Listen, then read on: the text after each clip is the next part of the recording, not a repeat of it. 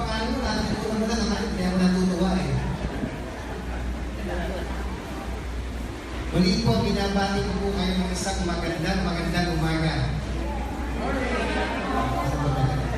Sige.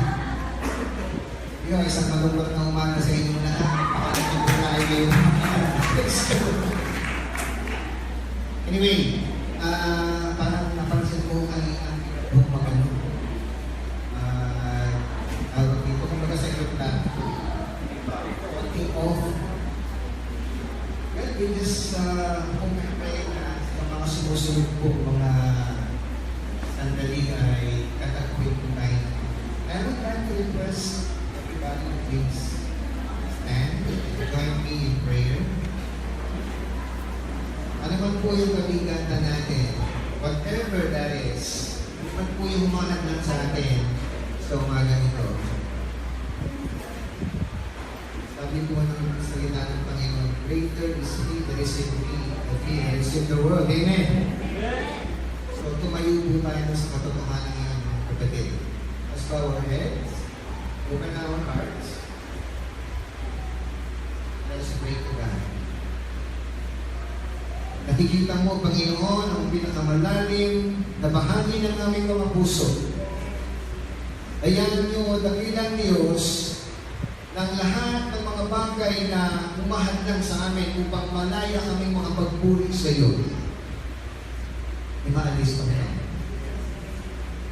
Amin po itong iwinawaglit, amin po itong ipinagkakalob sa iyo, Panginoon. Palitan mo ng iyong kapayapaan. Punuin mo ng kagalangan ng puso ng iyong mga anak ng katipon sa umaga ito. Amin pong itinutuon, Panginoon, ang aming buhay, ang aming puso, mali ang aming espiritu sa ilamang. At kausapin mo kami, Panginoon, sa isang personal na kapamaranan. Handa po kami makinig, Panginoon, at nawa sa amin pong pakikinig ng mga salita ay tunay ng makausap mo kami at marinig ka namin.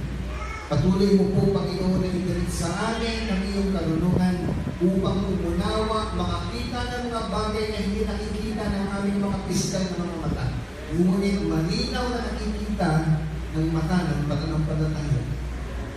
Lord, bumagitna ka sa amin sa pagkakataong ito sa pamamagitan ng iyong Santo Espiritu at ipahayag mo, Panginoon, ang nais mo sa aming mga puso.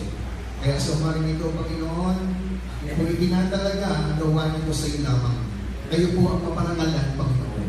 Salamat po, Diyos. Ito po ang samot hiling ng may pagpapasalamat sa pangalan mo lamang Jesus. Amen. Ito po, makakaupo na po tayo.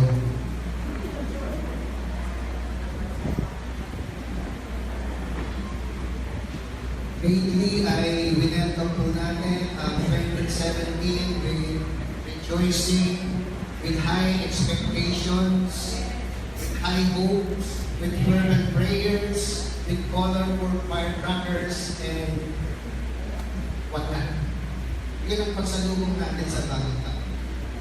But, so umaga ito mga kapatid, nais ko po na maging retrospect po tayo. Let's look closely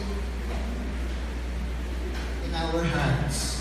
Let's have a personal assessment. Ano po ba ang kahulugan ng pagpasok nito ng bagong taon, 2017?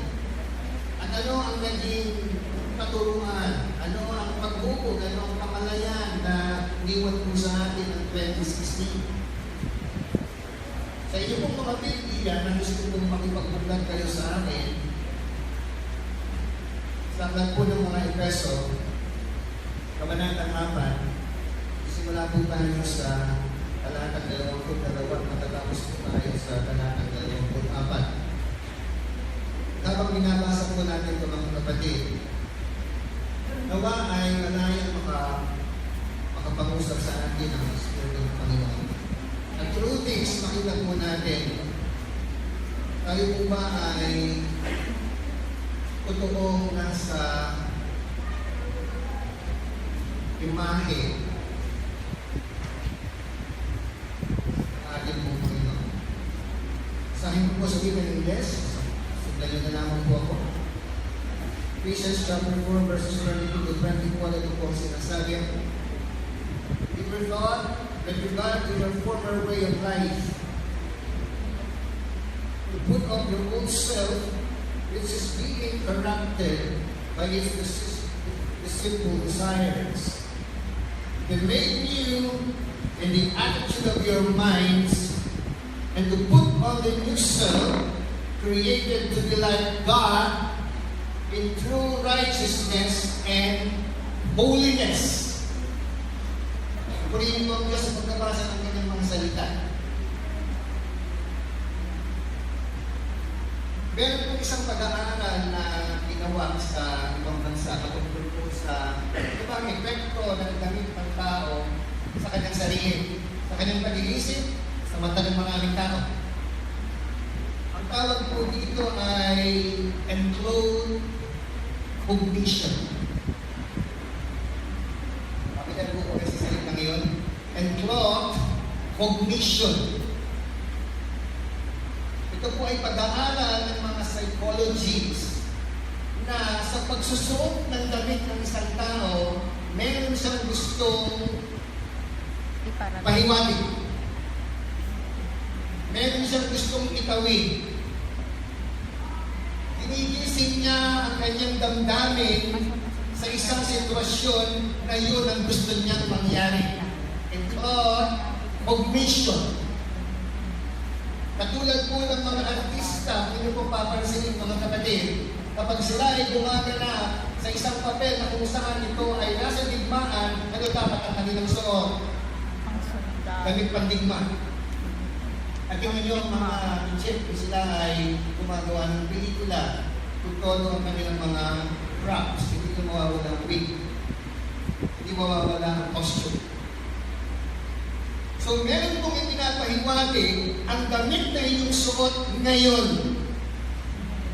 Ano po ang nais niyong itawid sa madla? You are expressing a thought, idea, or something that you would want to for them to see, to feel, and express. Kilala niyo po si Zuckerberg? Pero hindi po kayo mag-Facebook. Ay nahu yun. Hindi nyo ba napapansin ang kanyang suot? Sweatshirt lang. T-shirt. Pero nung naharap na niya si Prime Minister ng Japan, she wore a cotton tie. At kung siya ay kasal sa kanyang asawa, she wore a cotton tie. There is something sa garment na ikinararating. Yun po ang nais kong itulay sa ating pag-aaral ngayon. Sa umagang ito mga kapatid. At handa, di ba tayo? Iniwan niyo na hubay sa katutak na labahan sa bahay. Yung lulutuin, iniwan niyo na hubay. Kung asawa niyo inaway niyo kanina, iniwan niyo na hubay. Tuloy niyo lang kung away niyo mamaya pagkatapos po ito. Para po kompleto ang 2017.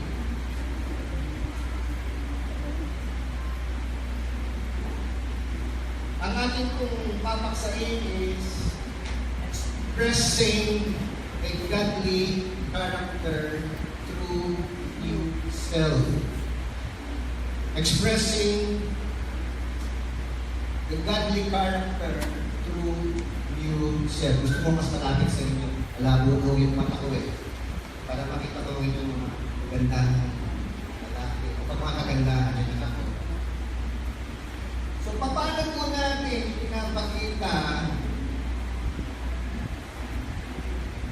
ang karakter ng Panginoon sa pagsusuot ng ating bagong pagkatao?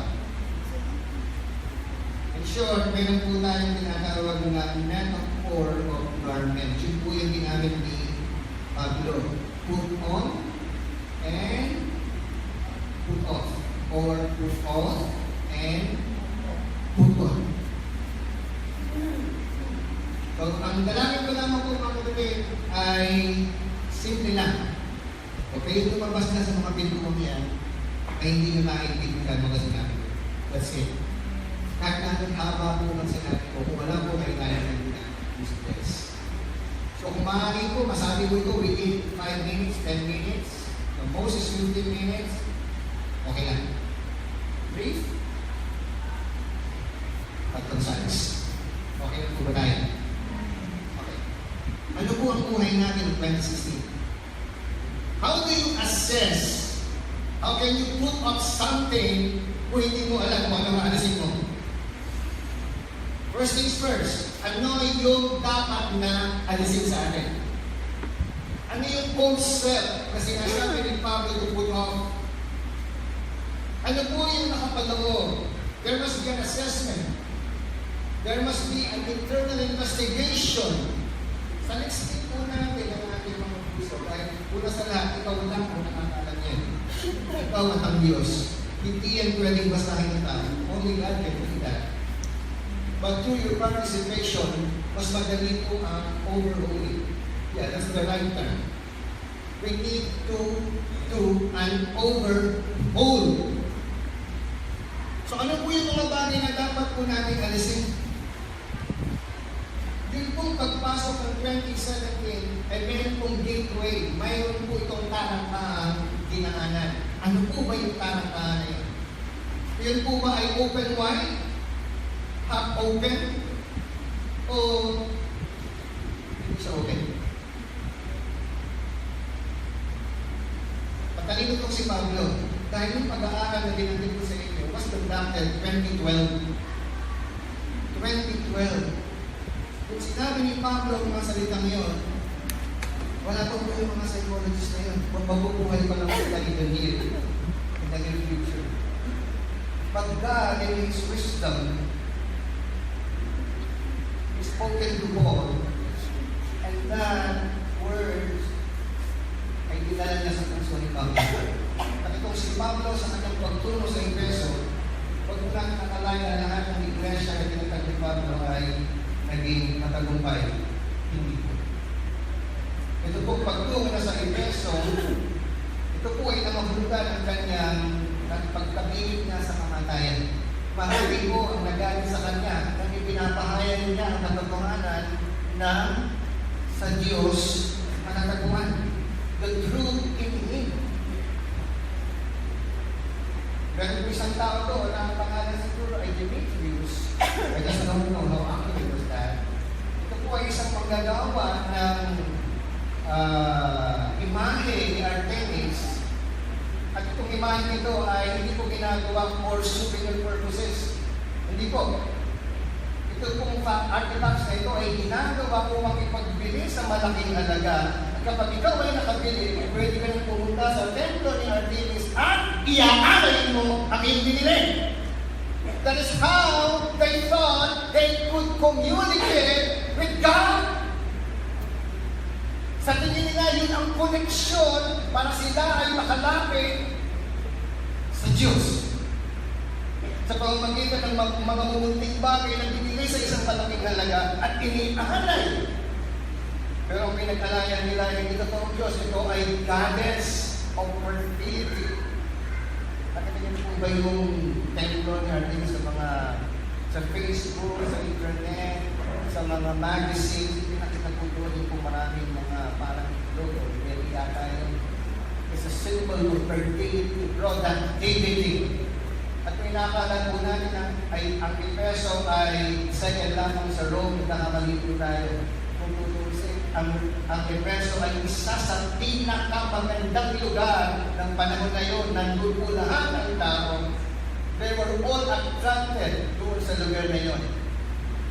At sila po ay nagtuturo to see the beauty of the temple.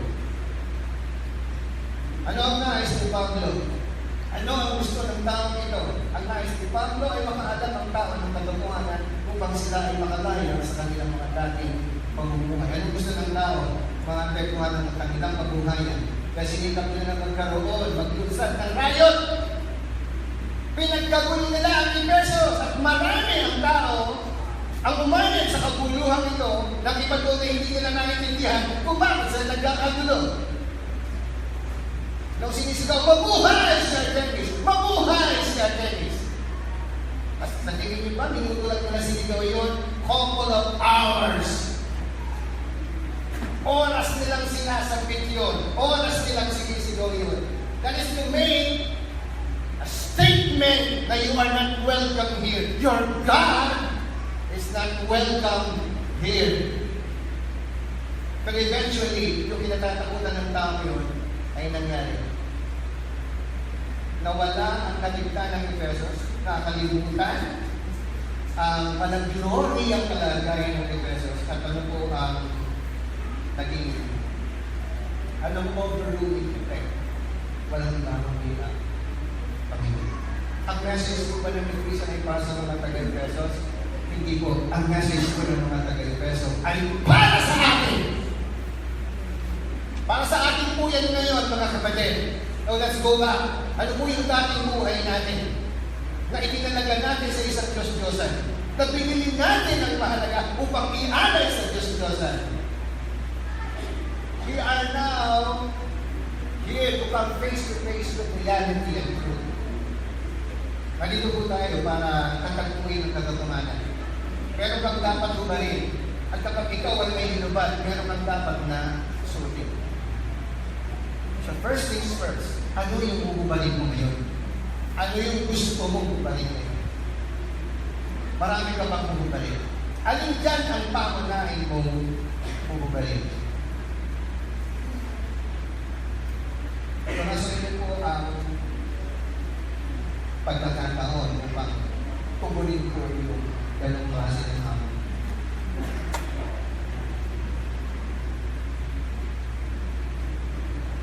Akin po pag-umulay-mulay nito kung sa ito, isang linggo na po nangangalaan. Kapag pinapasok ko siya ng mabagal, mas lalo lumalalim yung purot. Tignan po sa aking puso. Ay, hindi naman po palulasa, pastor, ay wala na po kaming babaluhin. Kaya nga po mahalaga na salaminin natin ang ating sarili sa pamamagitan po ng salita ng Panginoon. At isang kapamarangan upang tayo po ay magkaroon ng kamalayan kung saan at kung paano po natin gagawin pag-ubat ng ating dating pagkatao. Ito po ang sinasabi ng Pentecost, you were taught, ikaw ay naturuan. So ang kaalaman sa katotohanan ng isang bagay na napakahalaga upang ang tao ay magkaroon po ng direktang pagka-analisa. Ano ba yung pagka-analisa sa Tagalog? Pagsusuri. So kailangan po natin suriin. Ano pang sabi doon? You were taught with regard to your former way of life. Ano po ba yung lifestyle natin? Yung lifestyle po natin is the garment na sinusuot po natin before. Kumusta po ang ating pakikipagrelasyon sa ating mga mahal sa buhay? How is your relationship with your husband? How is your relationship with your children? How is your relationship sa iyong mga kapatiran sa iglesia? And how is your relationship doon po sa lugar ng iyong pinagtatrabahuhan? Restart. Kumusta po ang ating relasyon? Lapit po ba tayo o malayo?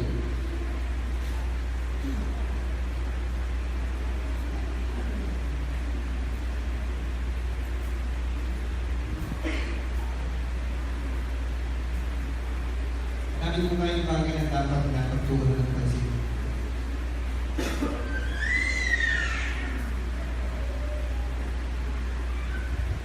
Hindi po tayo makauusan sa ating pong dating buhay at hindi po tayo lalago sa ating pong pananampalataya kung hindi po natin gagawin. Ang una ay ang pagpatay. Switch dito eh. Pakanan ko lang. Switch. Nakakita na po kayo ng switch. Ito po yung pinaka-vivid na example na kapag pinindot mo ang isang button sa kaliwa o sa kanan, ito ay nangangahulugan ng pagsindi o pagkawala ng ilaw.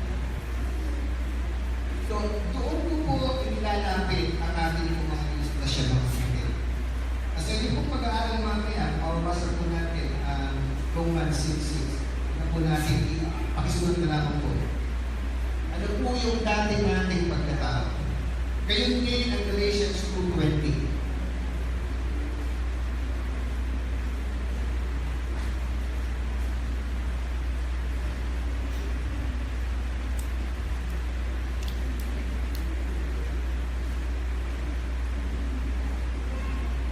Doon po sa mga talatang yun, ito po ay sumasalamin sa ating pong buhay, sa ating pong pagkatao. Kung ako po ay bata pa, isa sa mga bagay na ginagawa sa akin ng nanay ko, kung siya'y nabubuhay pa, siya po yung nagpipili sa akin. Ang nais ng nanay ko, kapag ako ay kanyang pinilisan, una, nakapaligo na ako.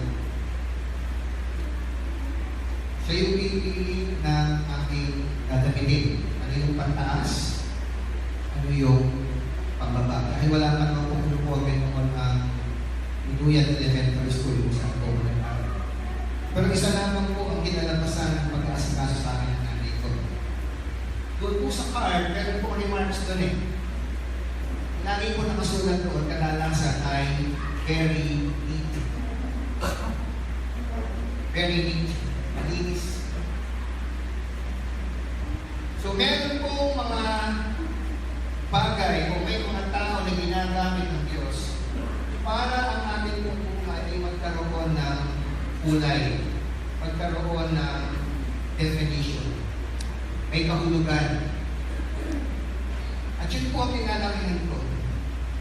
Bagay sa mga paaralan na aking pong tinuruan at pagturuan, isang impresyon po ay yung paraan ng aking pong pananamit. At ayokong pumarap sa mga tao, lalong-lalo sa mga estudyante ko, na shabby ako. I want them to respect me. I want them to respect me, not just by the way I teach, but the way I present myself to them. Sa Chinese, kapag ikaw ay maghahanda ng pagkain, they would know if the food is tasty or not by means of what? Presentation. The way you present the food, then they will conclude whether the food is tasty, acceptable, or not. Ganun po sila ka-sensitibo. Ganun din po ba tayo ka-sensitibo? Kung tayo po ay tinataglay po natin ang ating pagkatao bilang mananampalataya, wearing the new self.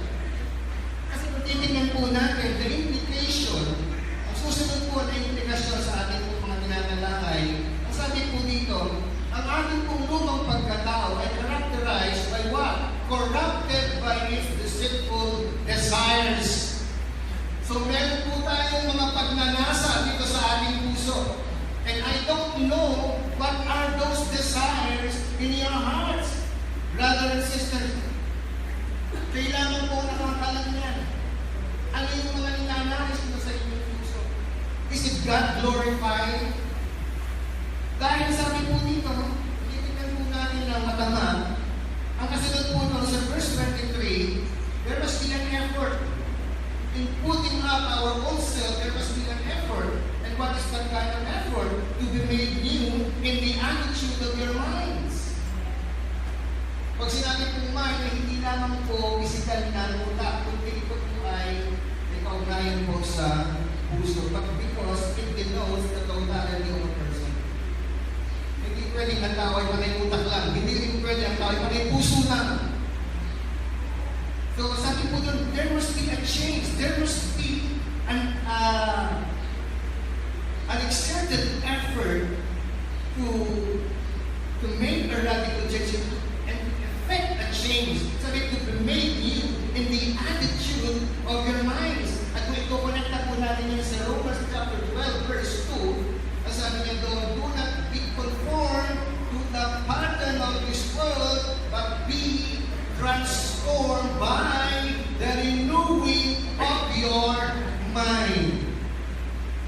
Sabi nga po ng isang author na nabasa ko, your perspective will be your outcome. Kung ano ang iyong pananaw, yun ang magagalak. Ano ang pananaw mo sa 2017?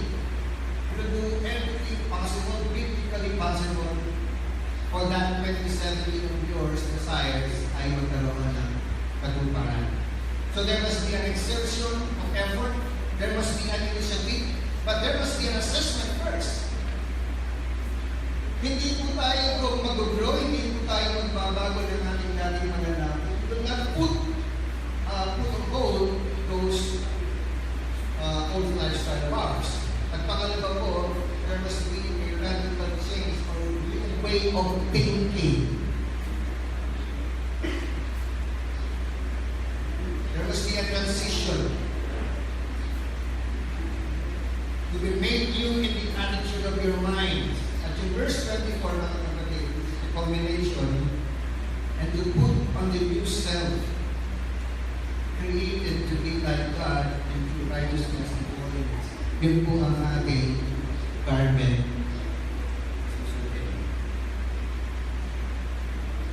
Isa sa pinakamagandang ginawa ng Panginoon sa ating mga tao ay pinahihintulutan tayo ng Panginoon to conform to this image. Yung imahe ng Panginoon, hindi po yung physical na imahe, kundi yung totoong katuwiran at totoong kabanalan. At hindi mo yan magagawa kung hindi mo aalisin, hindi mo uhubarin ang iyong dating pagkatao. Pumasok na po tayo ng 2017, officially nagtapos na po ang ating holiday season. Almost sa mga Chinese, by the 28th, they will be celebrating their New Year. So, prolong pa rin kung tutusin. But I would just like to know, ano po ba yung tinatawag natin? The numbers, 2017, the event, the month. At nakalimutan natin i-welcome ang Panginoon. Same is true with Christmas. We celebrate the 25th, we celebrate the month, we celebrate the season that goes with it. But we forgot na meron pong singilan. At hindi po nagtapos doon. Yung pagsilang ng Panginoon is just the half story of Christmas. And where is the other half? Natagpuan nila si Kristo sa manger. Kung sa inuman ng mga hayop. Yung mga paskol, tagpuan nila doon. Yung mga tatlong bago, natagpuan nila ang Panginoon, wala na doon sa inuman ng tubig. Wala na sa manger. Sana nagtagpuan si Kristo. Nasa bahay na. At pagkatapos noon, yung mga sumusunod na kabanata ng buhay ng Panginoon, saan nila nagtagpuan si Kristo? Nasa krus na po. Christmas will never be complete if we will not celebrate the death of Christ. Because that is exactly the essence of Christmas. And it is extended to the essence of New Year. Why? Because Jesus was resurrected. Napakulang po sa krus, sandali lang. Bago lumubog ang araw, kinuha po siya dahil sa susunod, hindi pwede kumilos. Hindi pwede gumawa ang tao. Hindi nagpapawal ng batas ng Judaismo na ikaw ay gumawa kapag Sabado. Kaya Biyernes po, bago lumubog ang araw, pinapala nila ang Panginoon sa krus. At sila ay nalibing kay Kristo Jesus. Pero bago yun, ano sabi ng Panginoon? Gipain niyo ang templo ito. Pasadot ng 3 araw, itatayo ko ito. Ano ang pananaw ng mga kausap niya? Mahabang panahon ang ginugol para makita nyo ang gusaling ito. At sinasabi mo ngayon sa amin, pakahas ka, at sinasabi mo sa amin, na sa loob ng 3 araw, muli mo itong itatayo. Pinatunayan ba ng Panginoon ang kanyang sinabi? Opo. Hindi po natin sinaselebrate ang Christmas because of the event. Hindi po natin sinaselebrate ang Christmas because of the month. Hindi po natin sinaselebrate ang Pasko dahil sa mga nakapanood dito. Hindi po, mga kapatid. What we are celebrating behind Christmas is the historical Jesus. May namatay, may nabuhay, at may nangako, nagbabalik ako. Kompletuhin po natin ang selebrasyon ng Pasko, hindi lamang po sa panahon ng Disyembre.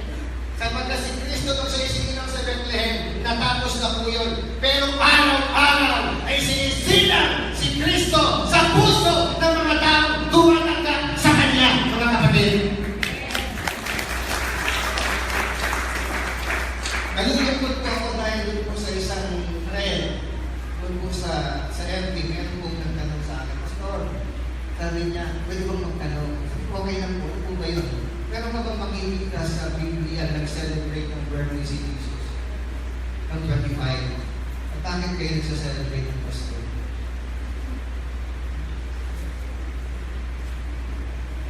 Well, alam ko naman na alam namin sagot. Kasi pastor din siya, hindi lang siya nagpakilala. Pero nalaman ko pastor din siya. Pero sinabi ko sa kanya ito, kapatid, ang pagdiriwang ng Pasko ay hindi nakabase sa kahit anong numero. Hindi nakabase yan sa kahit anong buwan. Kaya nga naging matahimik ang Biblia pagtungkol sa kung anong buwan ba yung ginanganak si Kristo. Because those are non-essentials. Except kung kayo yung mathematics. Except kung naghahanap kayo ng argumento. Except kung gusto nyo patunayan talaga na meron kang alam. Except for all those reasons. Pero having said that, ang sabi ko rin sa kanya, may kalayaan ng isang tao para pumili ng araw kung kailan niya sa-celebrate ng Pasko. Ang sabi ng Biblia, sa isang tao may mahalaga ng isang araw. Ang sabi ng Biblia, sa isang tao may mahalaga sa kanya kung ano kanyang kakainin. Bigyan siya ng kalayaan gawin yun sapagkat ginagawa niya yun para sa Diyos. Kung hindi ka nagsa-celebrate ng Christmas, maunawaan kita at uunawain kita.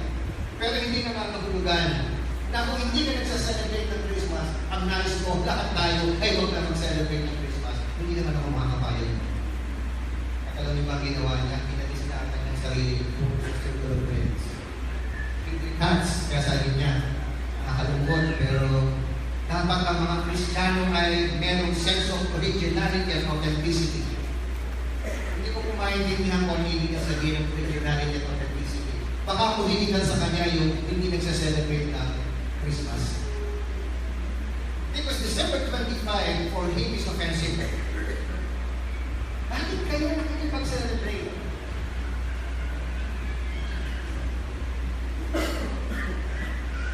Mga kapatid, naranasan niyo na bang dumalo sa isang may kaarawan? Amen. Nakadalo na po kayo. Hindi naman kayo may birthday na kayo nandun. Because you celebrate. That is the essence of going there. At yung iba nga, nagdadala pa ng regalo eh. Just to make the invitation worthwhile, inimbitahan ka eh. Napakabuti ng Panginoon sapagkat pinili niya ang mga lonely people to celebrate with Him. Alam ng mga Pariseo, alam ng mga scribes, alam ng mga buong Sanhedrin na may isisilang na tagapagligtas. At alam din nila kung saan isisilang ang tagapagligtas. May ginawa po ba sila? Wala. At sa labas ng Jerusalem, sa labas ng pananampalatayang Judaismo, merong kinausap ng Panginoon. Nagpakita ang Diyos ng mga signs sa pamamagitan ng isang tala. At ito ay nabasa ng mga taong matatalino.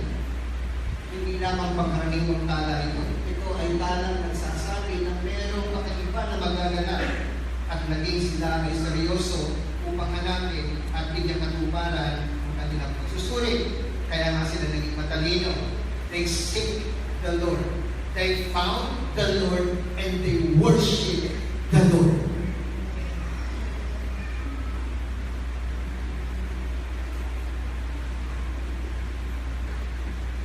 Meron po tayong damit na susutin. Meron tayong mga bagay na naalisin.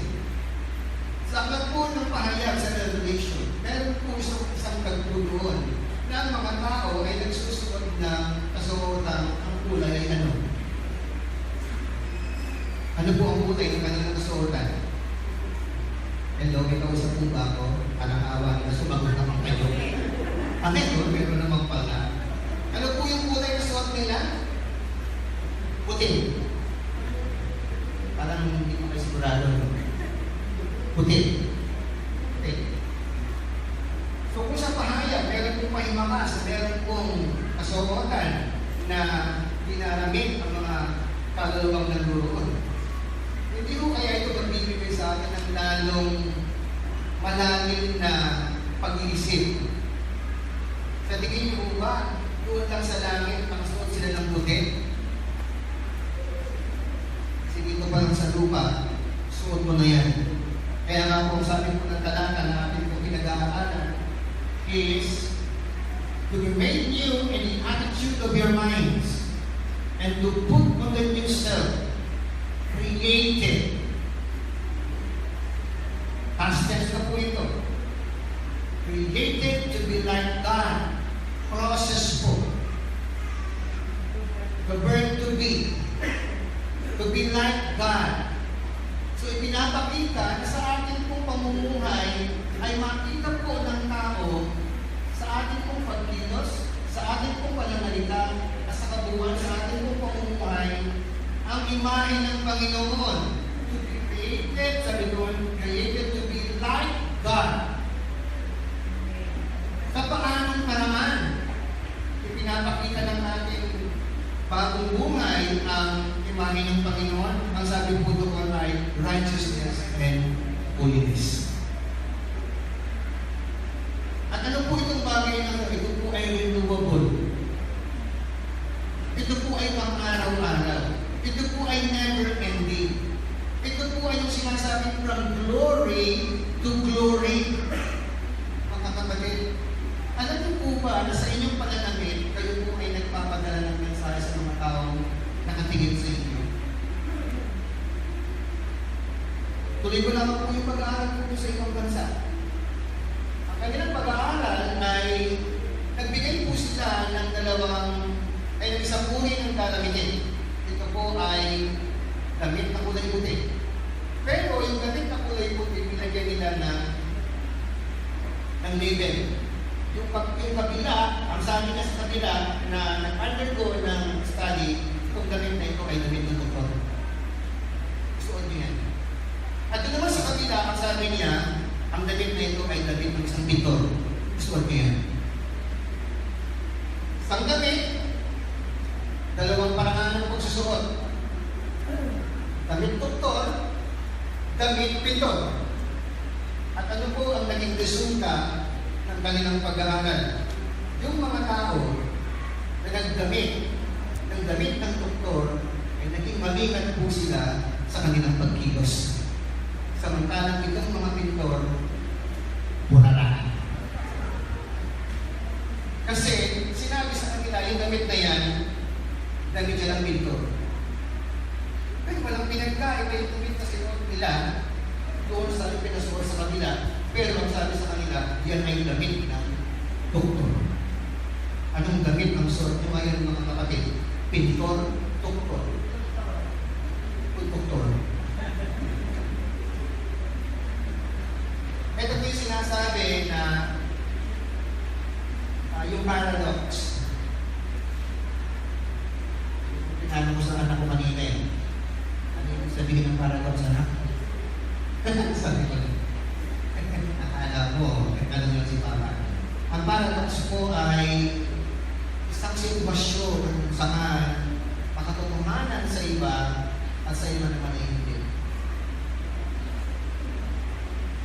Katulad nung dalawa, sinabihan sila ng damit na ito ay damit ng doktor. Iningatan nila ang news nila. Mga kapatid, aware po ba tayo na ang damit natin ay righteousness and holiness at naging mag-ingat po ba tayo sa ating pagkilos?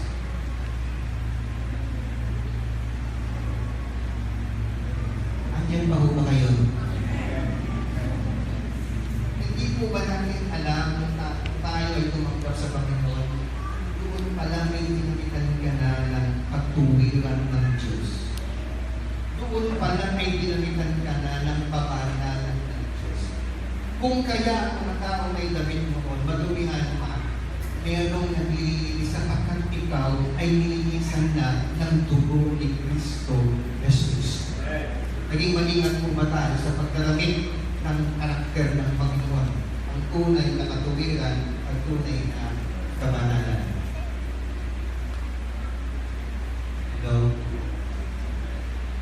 Malapit na ho ang Quaresma. Okay ho yan. Practice na ho kayo. Nakit-nakit na. Kamarami na rin ng malaking krus. Para okay na ho kayo. Ano ba ang dapat natin makita dito? Nais ko lamang kong balikan ang Galatia 2:20.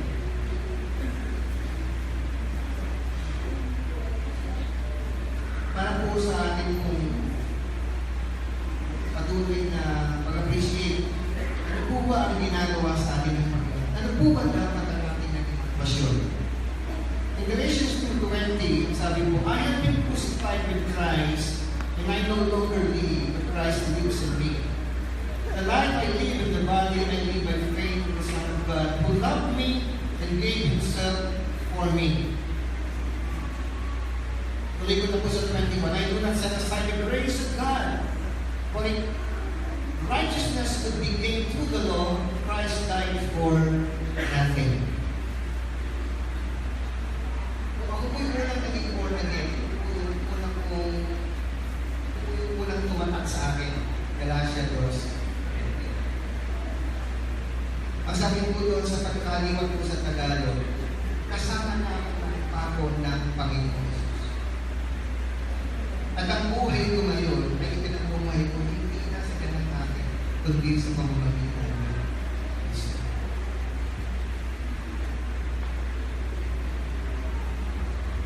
Nakakalungkot lang mga kapatid. Ang Katoliko, meron silang Papa. Ang Muslim, meron silang Muhammad o Muhammad. Ang Iglesia ni Cristo, meron po silang tagapamahala, pangkalahatan. Isa lang. Pero tayo, ang dami natin. Kaya po tayo nagkakagulo. It breaks my heart. Hindi po natin talaga makuha na tayo ay magkaisa. Pero hindi pa rin po ako tumitigil sa pag-asa na darating din ang panahon na tayo po ay magkakaisa. Dumating. Dumating.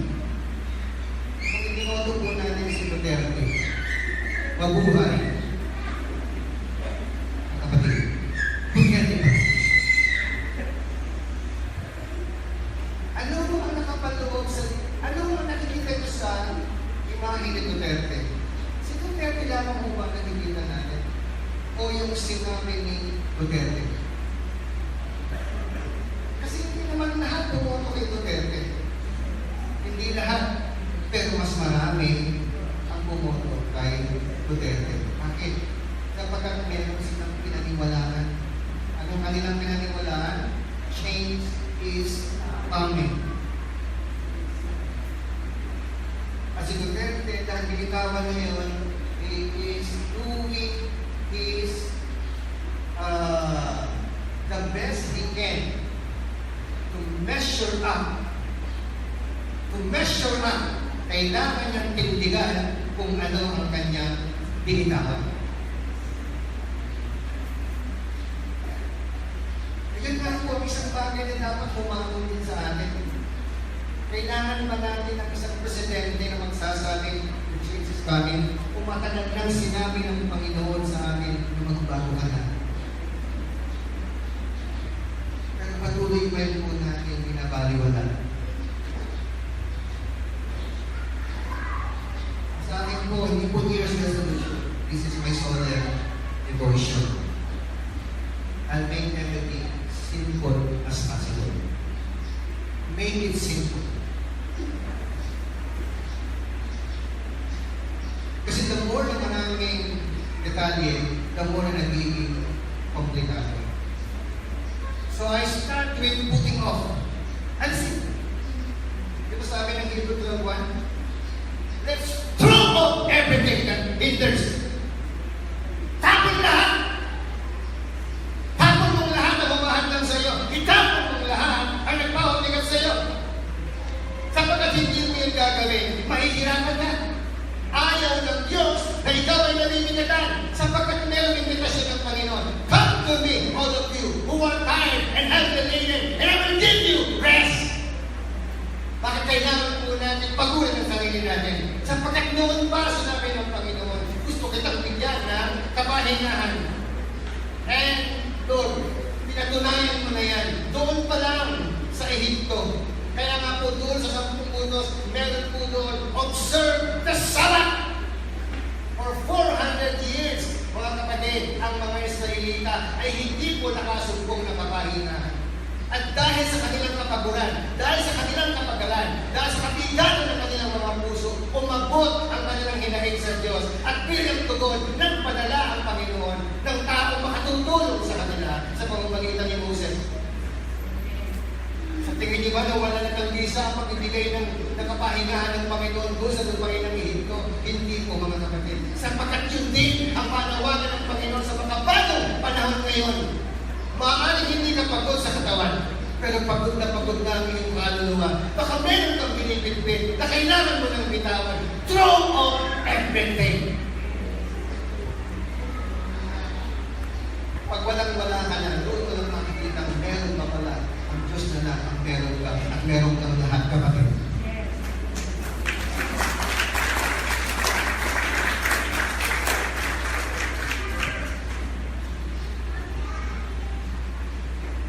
Thessalonians chapter 4, verse 1. Ito po sinasabi ng kapatid na Pablo.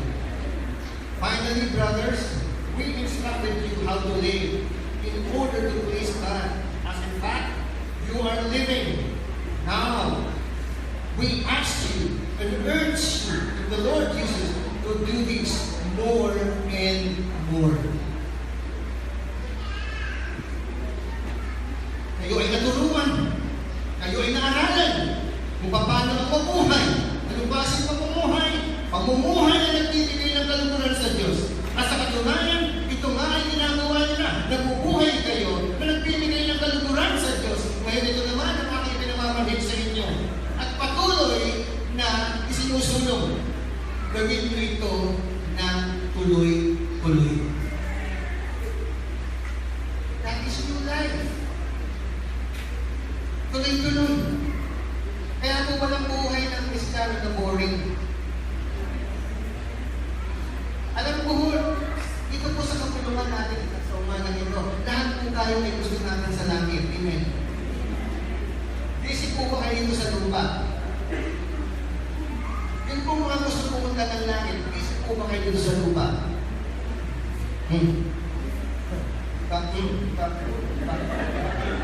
Ano ba talaga? Mga kapatid, kung ikaw ay tamad dito sa lupa, hindi ka pwede sa langit.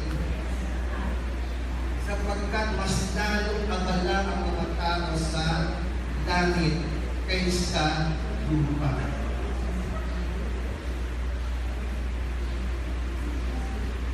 Kaya ang kapahingahan dito lang sa lupa hindi mo na kailangan magpahinga sa langit dahil hindi ka na mapapagod. Illogical, impractical, unreasonable na ikaw ay bigyan ng kapahingahan sa langit. Bakit ba?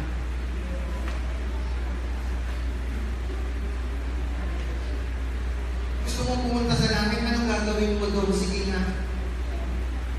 Pastor, hindi ako sa una. Nakala ko ng bukas, tutok ako ng alpha at meron akong pakpak sa likod. Ano kung kalapati?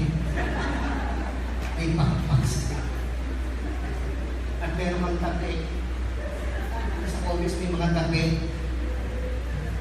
Yun ay resulta ng kalimutan ng pag-iisip ng ilustrador. Figment of the imagination of a man. That's how creative we are. We are given by God a distinct picture, a wisdom, a talent at that you can paint reality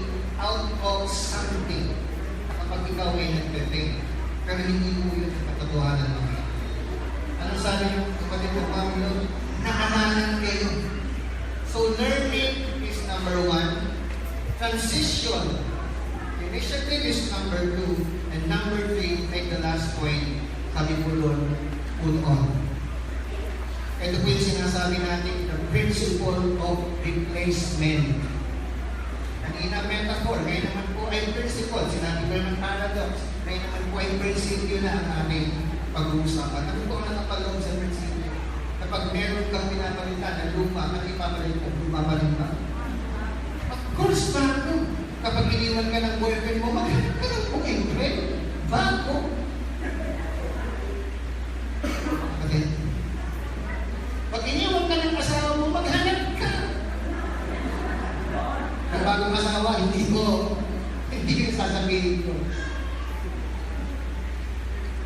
Pag iniwan ka ng asawa, maghanap ka ng pagkakataon ng balikan ka.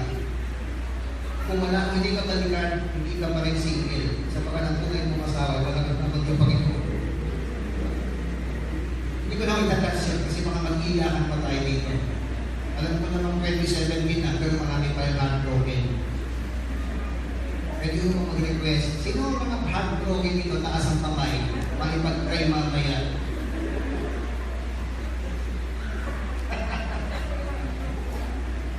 Si Julian na taas ang kamay, heartbroken. Si Julian po ay hindi kumatarik ng aking pangalan. Po ay salukuin na sa proseso ng pagsasaliksik na aral ng salita ng Panginoon. And finally, mga kapatid,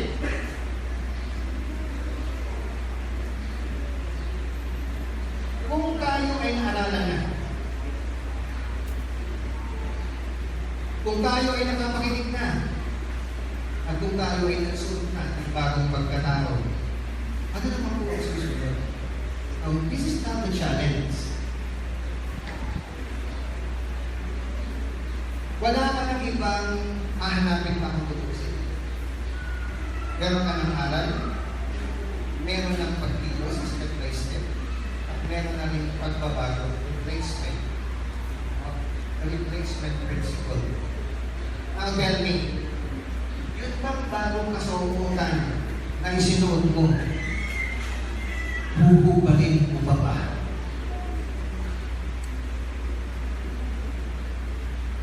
Kasi ang inuhubad, luma lang. Kung lohika lang ang pag-uusapan natin, it's logical, na ang huhubalin ay luma. Huhubalin mo ba kung bago? Anong gagawin mo? Kung ito ay bago. So yun po ang challenge sa inyo. Yun po ang challenge sa akin. Sa church po sa may kawain, ay sila po ang nagpagkangayon ng lagi dyan. So ay nakatasan na sa alin po sa salita ng Panginoon sa inyo. Meron po pag-preparaan o planning na ginagawa. At meron po kaming bagong tema. At alam niyo ba mga, ito yung tema namin na kasi ko sa inyo ngayon.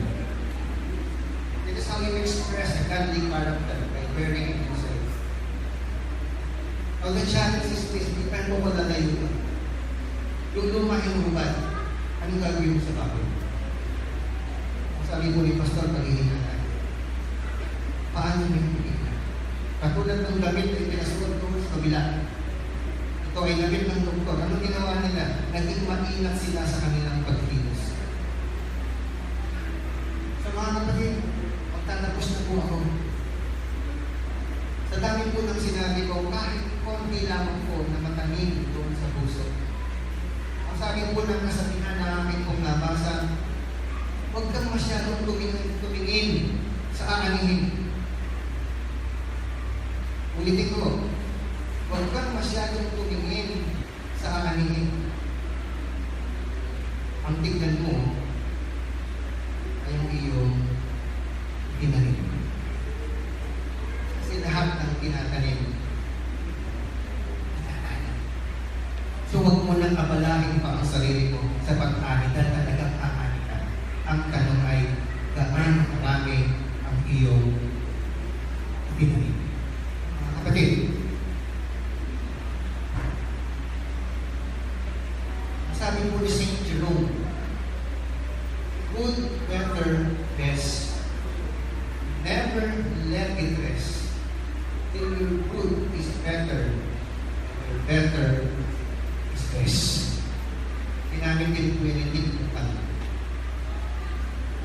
was declared way back by St. Jerome, 4th century. Anong ibig sabihin? Ano yung pinapakita doon? Ang mga Kristiyano ay hindi dapat nagbabalanse sa masama at mabuti. Huwag mo nang balansehin yun. Ang balansehin mo ay better and best. Hindi ka nasagot. Wala ka nasagot. Wala ka na rin sa better. Nandun ka na sa best. Never let it rest. Yun po ang gagawin natin. Relentlessly. Walang katapusan. From glory to glory. Hanggang mapunta na po tayo ng Panginoon sa pagdating niya. Mapalad ang mga manggagawa na itinatna ng kanilang Panginoon na naglilingkod sa Kanya. Mapalad ang mga tao pinagkalooban ng 10,000 talento at ginamit po nila ito sa sanangalatan. Kumita ng 10, kumita ng 5. Huwag po sanang maabutan tayo ng ating po Panginoon na pinagkalooban po tayo ng isang buhay at ipinakulong natin sa lupa at walang nangyayari sa ating buhay. Ulitin ko po, good, better, best. Never let it rest. Till your good is better and your better is best. Palakpakan po natin ang Panginoon.